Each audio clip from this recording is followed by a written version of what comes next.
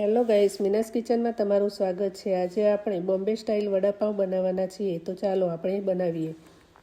વડાપાઉં બનાવવા માટે આપણે બટાકાને બાફી લીધા છે અને છોલી લીધા છે।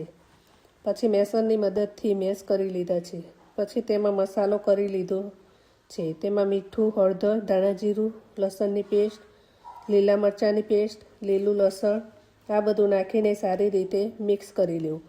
પછી તેમાં વઘાર નાખવા માટે વઘારિયામાં એક પરી તેલ લઈ તેલ ગરમ થાય એટલે રાઈ, હિંગ, તલ અને પછી કડી પત્તા ઉમેરી લેવા।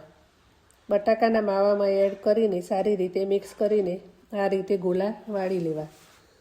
પછી વડા માટે ચણાના લોટનું બેટર બનાવી લેવું।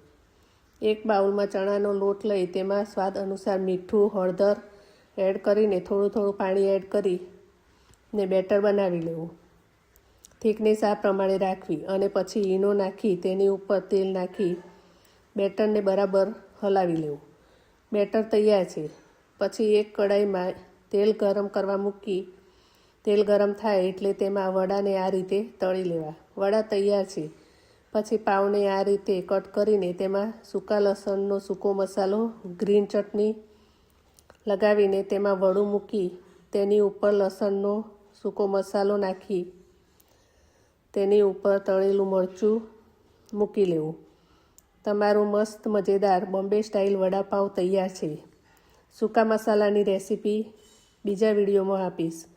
જો તમને આ વિડીયો ગમ્યો હોય તો વિડીયોને લાઇક કરો, શેર કરો અને ચેનલને સબસ્ક્રાઈબ કરો। મળીશું એક નવી રેસીપી સાથે। ત્યાં સુધી બાય બાય, થેન્ક યુ।